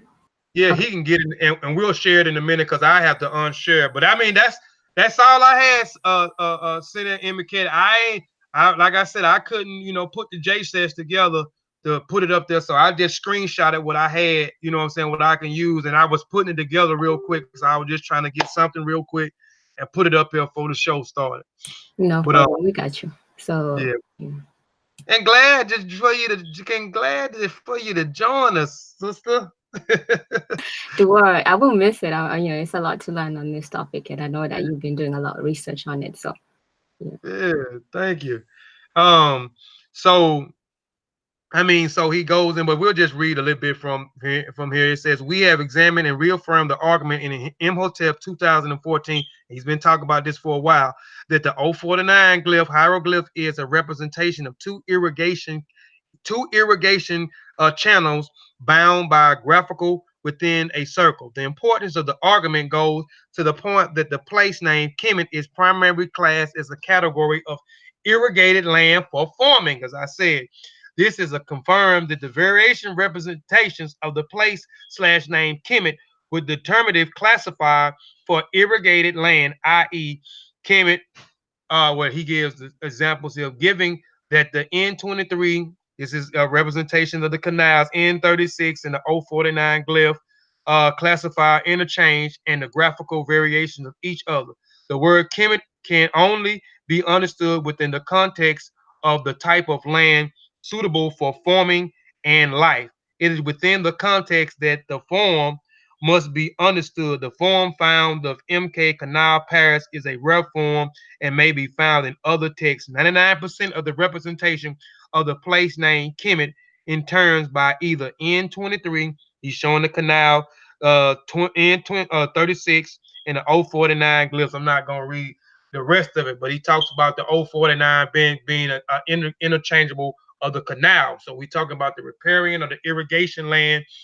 Um, he also talks about the biliteral clam glyph being a mound. You know what I'm saying? So um, these are my sources here. I have a lot of sources. The sources, the Ra document, the Understanding Ra, and his many manifestations by Brother Kobe Paisai. That's unpublished book. Hopefully, it'll be coming out pretty soon. Now, handbook for the conscious community by Jonathan Owens. Ra is my Lord by Joaquin Cow. Harashwitz Ralau. Um, the Code of Ra by Stephen Quartz, the Ancient Egyptian Books of the Afterlife by Eric Gardner, which is, I think that's the book that I want to reference. I think that's the one with the all of the Neither World text. I think that's it. Yeah, that's it. So that's a good one. It's a translation from German by David Lawton. I actually got the book sitting up here. Um, African Philosophies, the Pharaonic Period, 2780 330 BCE by Theophila, by the great Theophila Obanga. Lentes of Ra by Cartier Senapti. The God of Ra iconograph with all the forms and names of forms of the lentes of Ra. And again, you can get that from my presentations, the scenes from some of the 75 manifestations of Ra. I didn't put the things which that'll be in the book. I have in the book. I have each day what they did for each day. Somebody had something to say? Yeah, Kofi, you still before you end your part, um, I have the screenshot of what you was explaining on your last slide about Kemet, the canal, and Okay, hold on. I'm gonna get off. I'm gonna get off. I'm gonna get off and show that to him. I ain't gonna go through all of it, but I just had two pages of um my references. A lot of them was books. A lot of them was books, and I used for the Hebrew and the Greek. I used the Blue Letter Bible organ to get um the stuff for for the Greek and the Hebrew. All right, I'm gonna stop sharing real quick, and hold on, let me put that up.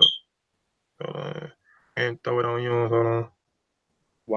while you doing that though, can I just add something real quick? Go I, ahead. it's just a hymn, just to show how they revered Ra and so forth. It's one of the first hymns uh, that was written. You can get the text, ancient Egyptian literature, and Mm, one of the hymns they go into explanation. This was, of course, in the 18th dynasty when they were dealing with the Amun Ra. But anyway, it was here you go. It says, "Hail to you, Ra, perfect each day, who rises at dawn without failing. Every who wearies himself with toil. Your rays are on the face, yet unknown. Fine gold does not match your splendor. Self-made, you fashion your body, creator uncreated. Soul one, unique one, who traverses eternity, remote one, with millions under his care. Your splendor is like heaven's splendor, your color brighter than its hues. When you cross the sky, all faces see you. When you set you when you set you are hidden from their sight. Daily you give yourself at dawn. Safe is your sailing under your majesty. In a brief day you race a course, hundred thousands, millions of miles. A moment is each day to you. It has passed when you go down. You also complete the hours of night. You order it without pause in your labor. Do you do all I see? The lack aim when your majesty sits. When you stir the rise at dawn, your brightness opens the eyes of the herds. When you sit in the western mountain, they sleep as in the state of death.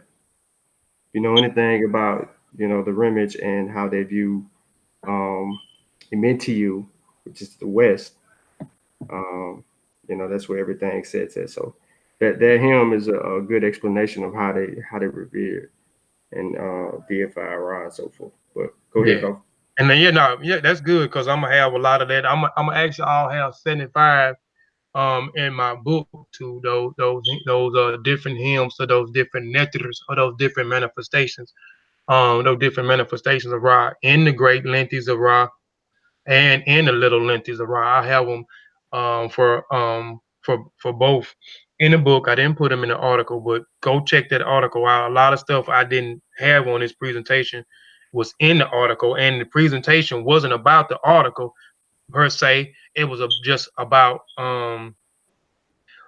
individual that I had to address because she hijacked my post. I don't go back and forth with people on Facebook. But like I said, when you take my post off of my page and you put it on your page and you try to make some type of statement about it, then I'm gonna come on your page and I'm gonna address it. So I'm gonna see if you know what you're talking about. So that's all it was, but it was just us going back and forth in the exchange, and the exchange wasn't getting nowhere. And I can see by me talking to the sister, she didn't know what she was talking about on the topic.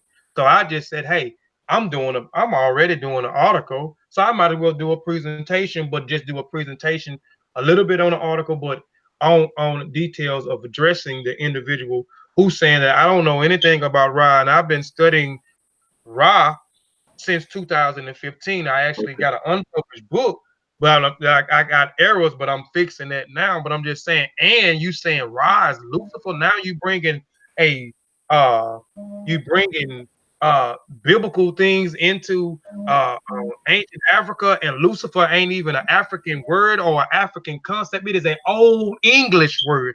So and the word bondage. You saying Egypt is Egypt? I mean, Egypt is bondage, and even we went into Hebrew don't, even though we know that comes from the Hebrew community and from the Christian community, that Egypt means bondage because they referring to the story of them being in Egypt and then the Exodus out of Egypt. But go ahead, Sean. I'm sorry. No. I was gonna say the sun is Lucifer now because of the Yeah, heat he brings on that's the. what she said. That's what she's saying now. So I just yeah, that's it. But anybody got anything on the panel, man?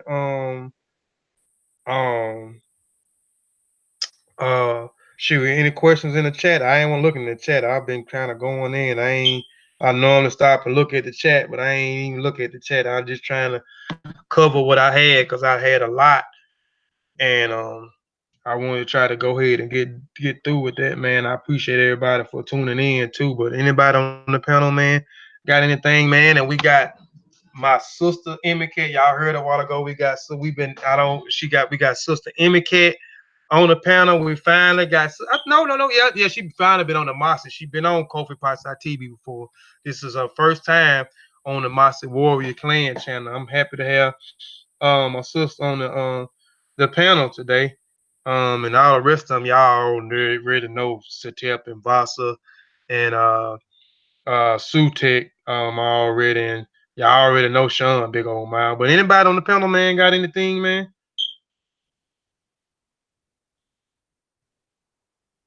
Hotep and Dua for having me. I was just, I'm just loving it. Why introduce Sean like that? But yeah, but Dua, I think that was an excellent presentation, and I'm definitely looking forward to once you put the book together. I know there's a lot of people anticipating, so definitely looking forward to it. And I think it was a good way that you handled the, that dialogue with the sister. I'm not sure if she explained why she thought that the son was Lucifer, apart from having some kind of entry in a Hebrew term or anything like that. Did she kind of like expound on, just kind of like you went over, like why she thought it was Lucifer, or it was just because she read it somewhere? I asked him what she was saying of what's name. That's why I made a distinction with Lucifer, because she said it was. I asked her, did you know? Do you know that they're not the same? Is they the same? If they're different entities? She said, I know they did, because she said that they summon the devils. They summon demons. So when she made that, I said, okay, so now she think that Lucifer is the devil, which a lot of people think Lucifer is the devil, Satan is the devil. So I said, well, she's still confused. She don't know. So she was just saying that the people in Kemet, they were summoning demons. They was witches. They did witchcraft. They praised the sun. The sun was Lucifer. They summoned the demons. I don't know. It was just a bunch of just crazy stuff. And she was dead serious. And she was, and I didn't show all of it. Like I said, I blacked out at the beginning. I blacked out her face and her name because, that's my sister. Even when she was being disrespectful to me, I was still being polite to her. I still was calling her my sister. You know what I'm saying? You my sister. I was still being polite. I wasn't getting, and then I was trying to clear up some things. But when I was seeing that she wasn't listening and she wasn't, I said, well, let me just do a presentation. But that what it was. She was, I mean, she was just saying that that's what they do in Kemet. They were summoning demons and uh the devil and some other stuff, man, that she had in exchange, man. And Egypt is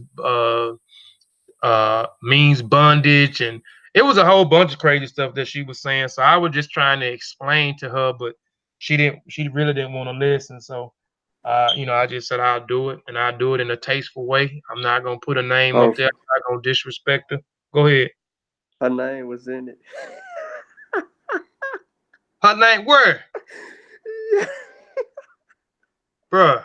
I ain't lying to you. I ain't lying to you. Her name was in it. Where?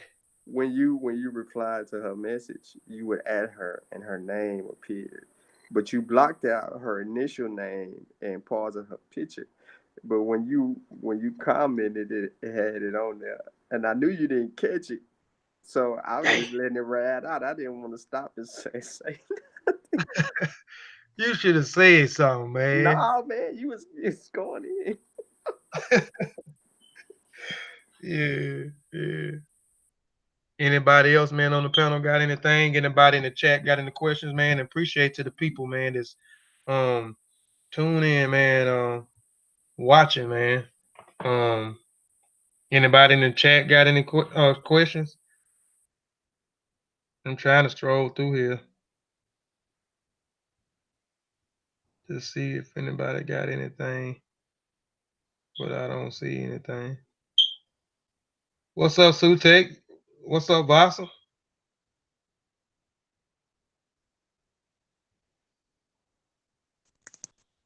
Peace, peace, peace. What up, man? That was a dope presentation. I'm gonna have to watch it from the beginning so I can take notes and fully grasp with everything you were saying. But I basically get the point. Hmm. We see this all the time. Uh, Outsiders or people who adhere to outside cultures trying to demonize African culture, African spirituality, and African deities. We see this all the time. Like I said, I don't know, man. It's I'm at a loss for words. But great presentation, though, man. Appreciate it.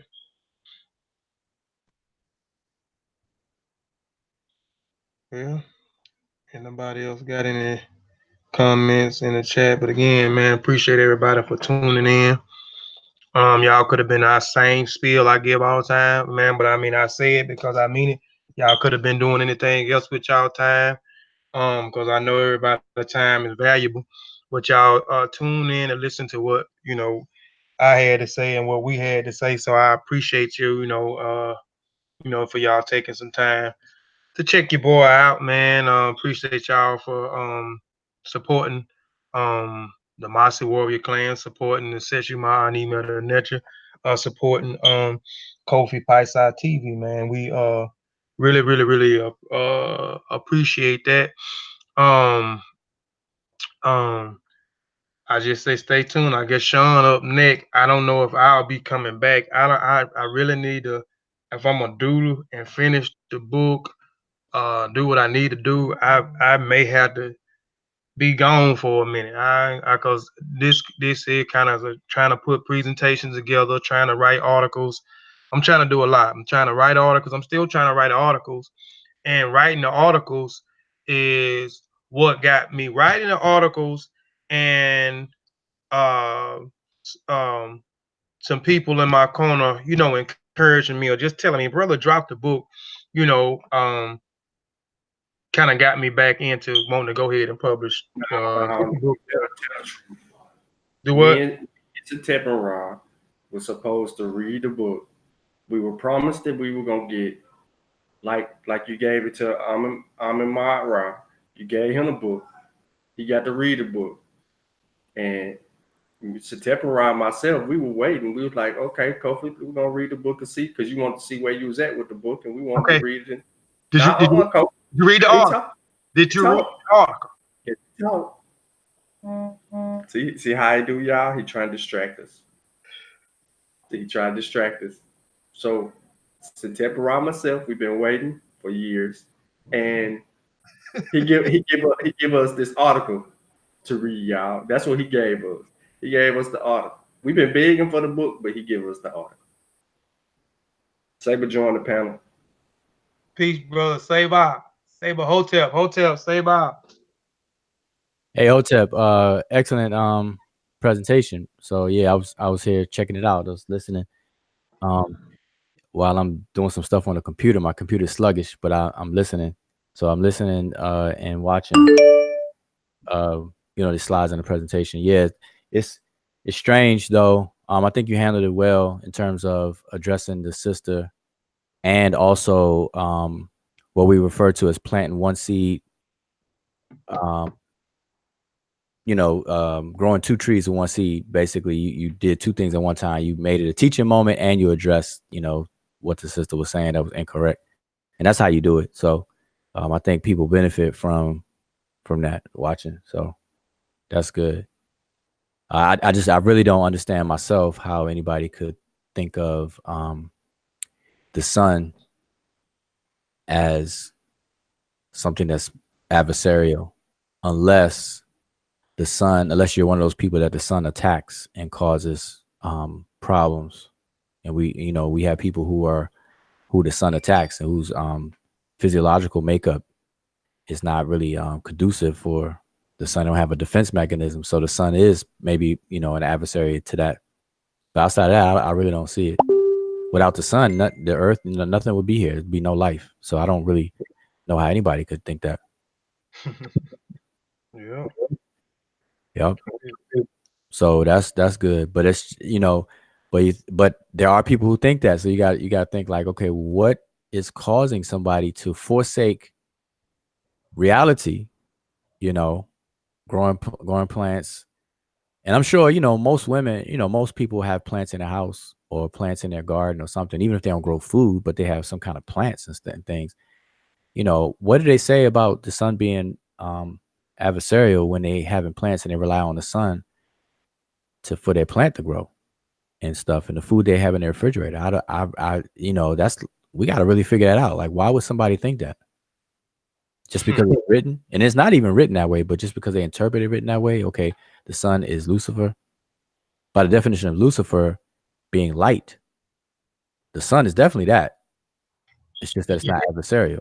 And I think that's what she was getting it from was the light barrier, or the shining one. Even when you look in the lenses of Ra, you know, he is referred to it, but I don't think she know that though. But he's referred to as the shining one, um, in the lenses of Ra. Mm-hmm. So I don't know. Well, but nah, that was good. That's good.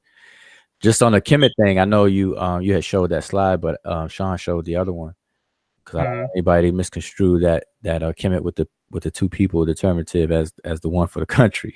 We don't want that. We don't want that to happen anymore. But I think people are starting to get that whole Kemet thing. Like you said, it doesn't mean bondage. Like where did that come from? Like where did that come from? So um, She was serious with it too. She was serious with it what she said. And then she said it again. Like everybody know that. I'm lost. I said, okay.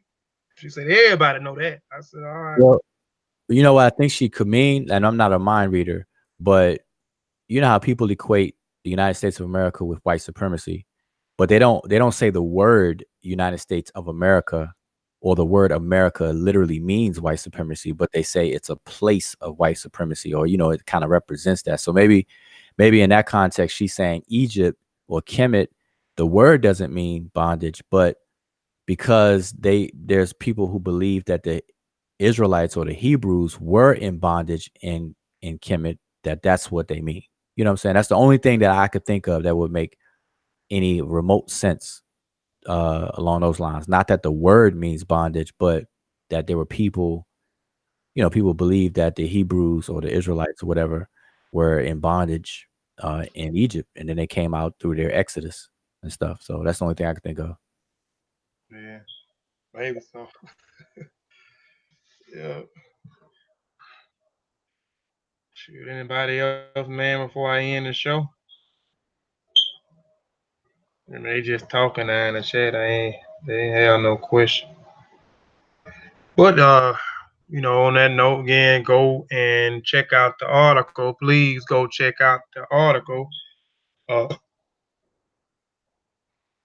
Uh, just check out the article. Again, the article is called Raw, not raw, but raw data. Got that concept from Vasa. Raw data.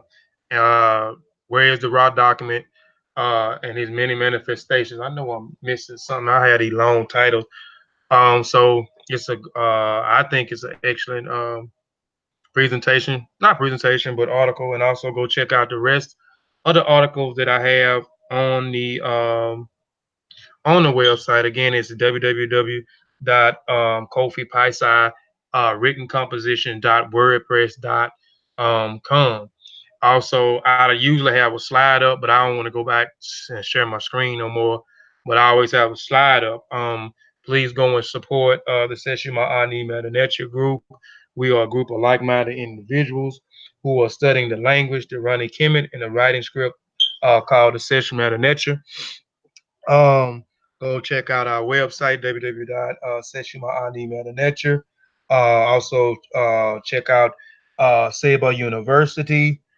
Get the publications, the penmanship book by Emicat, the beginner course book by Saba Wujal, and the collective effort book, the rebuttal to Walter Williams, how the ancient Egyptian writings been deciphered.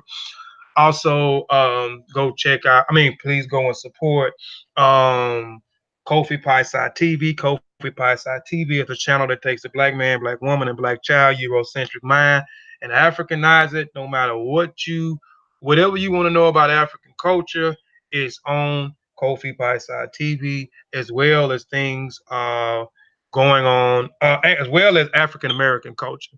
We're tapping more into that too as well. This 2019, we've been tapping more into the African American culture, the African American experience as well. So please go support that channel, Kofi Paisai TV. Also go support the Mossi Warrior Clan channel. We are a group that specifically, but before let's go back to Kofi Paisai TV, but Kofi Paisai, please support Kofi Paisai. Kofi Paisai TV is not my channel.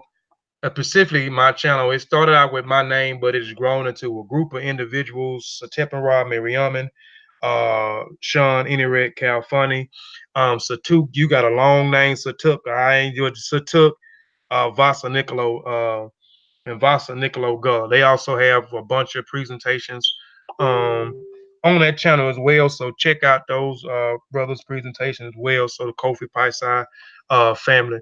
Also go subscribe to Mossi Warrior Clan YouTube channel. We are a group of individuals who's touch more on West African culture. Our specialty is West African culture, but we deal with all of African culture, not only just West African culture, but South, Central, West, and North. We got all kind of African cultures and traditions um, on Mossi Warrior Clan channel. Also check out our Facebook page, our like page, our Mossi Warrior Clan like page. We have a lot, tons of information on African culture and African traditions on our like page. Sean is kicking butt on there now. I hadn't posted anything on there in shoot probably a month now, but I was consistent as he was consistent as posting every day or every other day information for those who want to learn about West Africa, South Africa, Central Africa, North African culture traditions. Um, and on that note, man, if anybody don't have anything else, man, we gonna sign off, man. Until next time, man. I want to say, Black African Power, family, and Shemim Hotep. Shemim Hotep just means to depart in peace. Peace, family.